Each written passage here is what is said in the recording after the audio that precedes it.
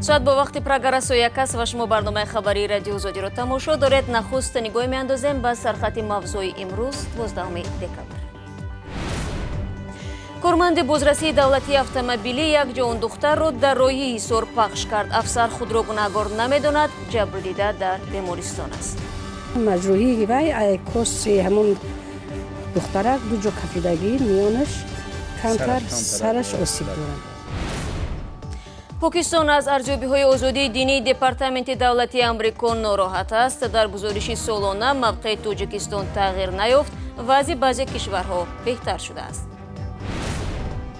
ҳомии ихроҷшудаи муҳоҷирони тоҷик Каромат Шарипов аз ҳукми додгоҳи олии Тоҷикистон розӣ нест ва исрор меварзад, ки Русия ӯро нодуруст берун кардааст. асоси одамфурӯшӣ аст. фурӯхтани як шаҳрванди бегона ба Тоҷикистон. фалокат буд ё беэҳтиётӣ? Бозрасии давлатии автомобилӣ ба тафтиши садама бо ширкати яке аз кормандонаш оғоз кардааст. Ин дафъа ҷавон духтари 18 сола зери чархи мошини намояндаи мақомоти ҳифзи ҳуқуқ монд. Саломатии Фараҳноз Раҳматова осеби ҷиддӣ дид. Ронандаи мошин муолиҷаи ӯро бар дӯш гирифт. Садама кай, дар куҷо ва чӣ гуна рух дод? Мирзонабӣ Холиқзод ва Барод Юсуфӣ таҳқиқ карданд. در همین گذرگاه راه ماشینگرد واقع در دهه چورکوران 3 کیلومتری شهر دوشنبه هنگام شب چند روز قبل پرپرشکی بازرسان دولتی شهر حصار یکی از ساکنان همین دهه فرهناز رحمت و را میزند که فعلا در بیمارخانه قره‌بالای شهر دوشنبه مراقبت پزشکان قرار دارد. این حادثه در حالت رخ داده است که به قبل خودی پرپرشکی کلان بازرسان دولتی ناحیه حصار غلام غفار هنگام شب بود و از بس که طریق ماشین خیلی چراغان بود و اون نتوانست است تا اندازه خودش را اداره کند و هنگامی که این راهگذرها از اینجا میگذشتند در اینجا اصابت میکند. اما قریبی آرامگاه آرامگاه سفرعلی کنجای فاسکو بله روبروی همینجا یکی از من راه بودن و ارتش شانی فرها من ندیدم موندم یکی از برای پیدا شدن در روی راه از گرچند که وایم کردیم تورم زام کردیم اما آخرین ماشین در رسیده. طوری که شاهدان میگویند که فرهناز رحمت و هنگامی که این ماشین میزند تقریبا تا این اسگاه یعنی تا 5 متر با خودش میکشد و میبرد. حالا طوری که پزشکان بیمارخانه قره‌بالا گفتند میان فرهناز 18 ساله از دو جایش کفیده است و هنگامی که او به زمین برمیخورد سرش نیز آسیب جدی میبیند. تنها بعد از 3 روزه که او در بیمارخانه بستری بود به خود آمده است و حالا طوری که نزدیکانی به ما گفتند به طور پراکنده صحبت میکند، هنوز حواسش نیز جمع نشده است. مجروحی وی کوسی همون دخترک دو جا کفیدگی میانش کمتر سرش آسیب داره. بعدی 2 روز 3 روز در وزنخانه بود، حاضر پلت گذراندن بهتره خیلی. طوری غفار غلامov در صحبت تلفنی با ما گفت حالا نسبت این حادثه تفتیشات ادامه دارد و او میگوید که در این کار خودش را چندان گناهکار نمی‌حسابد و به قبل خودش یک فلاکتی بوده است که از زیر پا خسته است. همون آدم با ما حاضر یاردم داشته در تمام همین نظارتی که حاضر همون مقصدی که چیزی که در کار است برای همون دخترک همین شفیار همون گهی باش خاصه در همین کارا. فعلا در نسبت این حادثه تفتیشات شروع شده و از طرف مفتشان بازرسان دولتی اتومبیلی شهر حصار مورد تحقیق و بازجویی قرار دارد و آنها گفتند که تنها پس از انجام پوره این تفتیشات به مطبوعات خبر خواهند داد. дар воқеъ на танҳо дар Тоҷикистон, балки дар Қирғизистон низ пои маъмурони мақомоти интизомӣ зуд ба қазияҳои ҷанҷолӣ кашида мешавад. дирӯз додгоҳе дар Бишкек шаҳрванди Қирғизистон Марс Бодошевро барои арӯсрабоӣ ва куштор 20 сол ба зиндон маҳкум кард. ин мард моҳи майи имсол Бурулай Турдалӣ 19 соларо дар идораи пулис бо зарби корд ба ҳалокат расонд. пеш аз ин волидони духтар ба пулис дар бораи рабуда шуданаш хабар доданд. Пулисиро мошини Бодошевро дар канораҳои Бишкек манъ кард ва онҳоро ба идораи пулис овард. дар идораи пулис Бодошев барои суҳбат бо Бурулай иҷозат гирифт ва баъдан ба ӯ ҳамла намуд. ин ҳодиса ва хунукназарии пулис дар ҷомеаи Қирғизистон баҳсҳои тундеро ба бор овард. аммо зоҳиран то ба ҳол мақомоти ҳифзи ҳуқуқ ба кӯмакхоҳии занони қирғиз аҳамият намедиҳанд. بیایید این نوار برنامه تلویزیون قرقیزستان را بدون شرط تماشا کنیم که در آن افسران پلیس فیقان زن را نادیده می‌گیرند. Брат с женой ругается. Откройте двери. Я вдруг его убивают там. Брат с женой ругается. Открой двери. По-хорошему открой. Сейчас на наших. На камеру снимайте. Успокойся, Витя. На камеру снимайте. Документы можно, пожалуйста, ваши?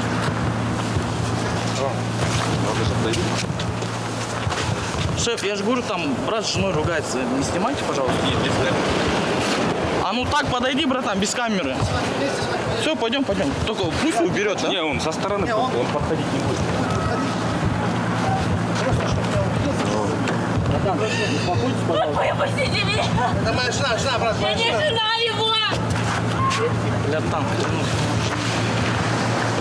все нормально, что вы хорошо снимаете? Чего вы так снимаете? Фиксируйте просто, зачем снимать меня? Ты меня зачем снимаешь? Так. Меня ты зачем снимаешь, братуха? Азиат, у нас с тобой уже было просто... بالاخره کارمندان بازرسی دولتی اتومبیلی راننده قرقیز را که ماشین بدواهی داشت آزاد کرد و زن هم رسما عریضه ننوشت. ولی بعد پخش این نوار وزارت کارهای داخلی قرقیزستان به تفتیش حادثه آغاز کرده است. ضمن طبق نتیجه تحقیقات نهاد امبودسمن قرقیزستان همه سال در این کشور حدود 8000 دختر دزدیده می شود که بیشتر آنها مورد خشونت و آزار قرار می گیرند. 80% دزدیده شده ها مجبور می شوند که همسری را بپذیرند و تنها 20% امکان می یابند که فرار نمایند. رو می‌ریم به موضوع دیگر. روزی گذشته وزیر خارجه آمریکا مایک پومپئو درباره گزارش سالانه دپارتمنت دولتی این کشور اوید به آزادی‌های مذهبی معلومات داد. در بگذاری این سال موقع تاجیکستان تغییر نکرده است در حالی که وضع همسایه کشور آن بهتر ارزیابی شده است. محتوای گزارش دپارتمنت دولتی را خرامان بقازاده ارائه می‌کند. нахустин бор дар 12 соли охир дар гузориши солонаи департаменти давлатии амрико оид ба озодиҳои динӣ узбекистон аз гурӯҳи кишварҳои мавриди нигаронии хос берун шудааст, вале тоҷикистон имсол ҳам дар ин феҳрист боқӣ мемонад. департаменти давлатӣ гуфт узбекистонро ҳамакнун дар қатори кишварҳое арзёбӣ мекунад ки дар феҳристи кишварҳои вижеи мавриди назар шомил шуданд. дар ин гурӯҳ инчунин имсол русия ҳам ворид шудааст. вазорати умури хориҷии амрико мегӯяд дар русия даҳҳо гурӯҳҳои диние ба мисли шоҳидони яҳво, баптистҳо, лютеранҳо ва дигарон мавриди ҳадаф қарор доштанд ва аз соли 2016 дар ин кишвар фаъолияти созмонҳои миссионерӣ ё мубаллиғони гурӯҳҳои динии дигар мавриди пайгарди ҷиноӣ қарор гирифтанд. гузориши департаменти давлатӣ дар бораи озодиҳои динӣ дар саросари ҷаҳон ҳамасола шуруъ аз соли 1998 таҳия мешавад. кишварҳои вориди ин гузориш вобаста ба он ки дар сатҳи боло қарор доранд ё поин метавонанд мавриди таҳримҳои иқтисодӣ қарор гиранд. котиби давлатии амрико майк помпео рӯзи сешанбе дар вашингтон гуфт имсол дар мувофиқа бо конгресс ва гурӯҳи кишварҳои мавриди нигаронии хос покистон ҳам шомил шудааст. чунин мавқеи исломобод дар ин феҳрист ба он маъност ки покистон мавриди таҳримҳои амрико қарор мегирад.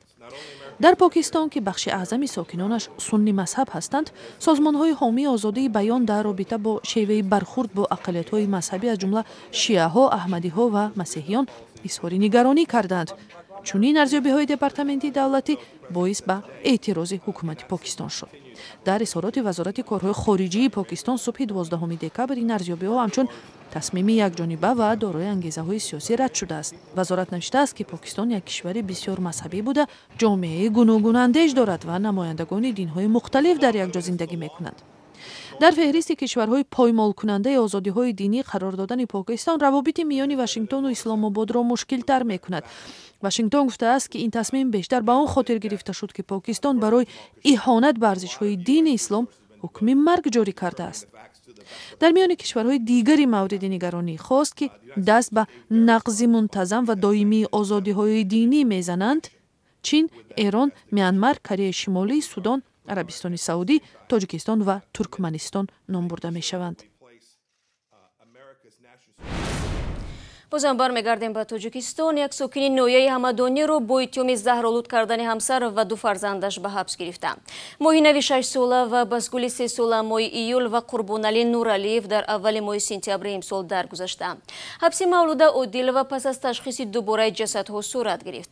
Одилова дар оғоз ба кардаи худ иқрор шуда буд, баъдан онро инкор кард. Бинобар ин достони вилоят ҳодисаро дубора тафтиш намуд. Мақомот баъди таҳқиқи ҳодиса муайян карданд Қурбонали Нуралиев аз истеъмоли як нав заҳре ки бештар дар пахтазор истифода мешавад даргузаштааст. Одилова гуфт худро гунаҳгор намеҳисобад, чун наметавонист қасди ҷони фарзандонаш кунад. Додгоҳи олии Тоҷикистон аризаи даъвогии Каромат Шарифов раиси ҷунбиши муҳоҷирони кории тоҷикро бо судури ҳалномаи худ бетағйир гузошт. Ин ҳомии ҳуқуқ мегӯяд нисбати қарори мазкур норозӣ аст. Мирзонаби Холиқзод дар як суҳбати вижа аз Каромат Шарифов дар бораи иқдомҳои баъдияш суол кард. Баъд аз суди олӣ раёсате ки президиуми суди олӣ верховни суди Тоҷикистон суди олӣ инам ҳаст ки як бозича мешавад, локин он фактое ки орда суди олӣ мо пешфикр ҳамаи нодуруст аст. хотя би рақамҳоро дуруст монед. ҳамаи далелҳои мо буданд ки ҳамин суд ҳал мекард. ин шаҳрванд нест. ҳарчандам ки зодаи Тоҷикистон бошад, ин шаҳрванд нест, чунки зодаи ҷумҳурии Тоҷикистон вай нест. диён ки баъд аз ин мувофиқи тамоми талаботое ки ҳаст дунявӣ бояд ба раиси суд, председатели суда верховного Тоҷикистона, ина мо мегузаронем. ин муллатҳои 2 моҳ мумкин 3 моҳ гузарад. ино мумкин аст дар байни 10 рӯз бинанд. пас аз ин вақте ки мо бо ҳама ин ҳуҷҷатҳое ки ҳаст бо вакилони худ ки дар Европа ҳастанд, Европа барои Тоҷикистон ин қисми европаӣ ҳисоб намехӯрад ва КПЧ это комитет по правам человека, кумитаи ҳизби инсон дар назди он ва дар ҳимояи инсон ки дар онҷо мисол садҳо муроҷиатномаи тоҷикон ҳастанд. онҳо ҳам интизори ин ҳастанд ки дар онҷо мо ҳамаша мегузаронем. ҳамаи далелҳое ки буд рафтану асоси ин одамфурӯшӣ аст. фурӯхтани як шаҳрванди бегона ба Тоҷикистон. ҳадафатун чи аст бо ин муроҷиатҳо? шумо боз мехоҳед баргардед ба Русия? история савола метиҳам. ман метонистам дар рӯзи аввал омадан ҳама интизор буд Тоҷикистон ки ягон баҳс ба нагзарад. ман аз рӯзи аввал гуфтам ки миллати ман дар ҳолати вазнин аст. миллати ман аз ҳама миллати поймолшудаи имрӯза дар давлати Русия, ҳамчун давлатое ки дар СНГ ҳастанд. собиқ СНГ бизанам. ман ҳамина мондам гуфтам дар ҳолати таҷовузи духтари тоҷик ба турма партофтани сотрудники полисияи Русия, баровардани ҷамшод, бардом кардани тоҷик, дигар ҳолатҳое буданд ки судо буданд, надодани музди кори оно, нисбати ҳабсхонаҳо,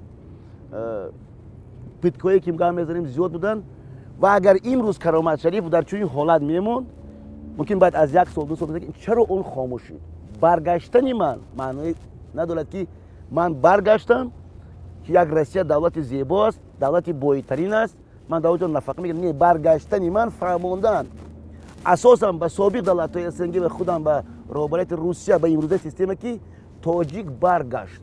бисёр муҳоҷироне ки аз Русия бармегарданд дар суҳбатҳо ба мо мегӯянд ки будани Каромат Шарифов дар Русия ба суди шаҳрвандони Тоҷикистон, муҳоҷирони Тоҷикистон аст. инҳое ки бармегарданд назди шумо мебиёнд, бо шумо суҳбат мекунанд, мулоқот мекунанд, мушкилашонро ба шумо дар ин ҷамъ дар миён мегузоранд. вомехӯрем бо қисмҳои сайти бисёрашон ва қисмҳои интернети мо ҷавобу саволи калон дорем. ҳамон саволое ки дар Русия буд маро мезананд, маро мекӯбанд, билети маро баранд. агар хабар ба наздики чандин бадбахтҳо аз тоҷикон дар Русия як фирма кушоданд бо ном бо дастгирии Каромат Шарифов. барои баргаштани Каромат Шарифов нархи билет арзон шуд. онҳо фурӯхтанд, фреб доданд, онҳо омуданд. мо муроҷиатномаи навори кардем ба видеоӣ, инам гузарондем, бо дастӣ навишта гузарондем. чаро ҳукумати Тоҷикистон намояндаи баъд пеши ин корро нагирад ки Каромат Шариф дар худи Тоҷикистон аст? шакли комили ин суҳбатро метавонед дар озоди видео канали мо дар YouTube тамошо кунед. бинандагони азиз, шумо зиёд дар бораи сарнавишти Каромат Шарипов аз мо суол мекардед ва аз ин мусоҳиба метавонед ба суолҳои зиёди худатон посух дарёфт кунед. бо ин матлаб барномаи имрӯзи хабариро ба поён мерасонем. бо сипос ба ҳамаи онҳое ки дар ин 15 дақиқа моро ҳамроҳӣ мекунанд. шуморо фарду субҳ бо хабарҳои тоза мунтазир мешавем. нахуст навиди бомдодӣ тақдиматон мегардад ки албатта тозатарин хабарҳоро дар бар мегирад ва боварӣ дорам чун ҳамеша дар навиди бомдодӣ ҳамроҳи мо хоҳед буд. то он дам худо нигаҳдори ҳар яки шумо бошад.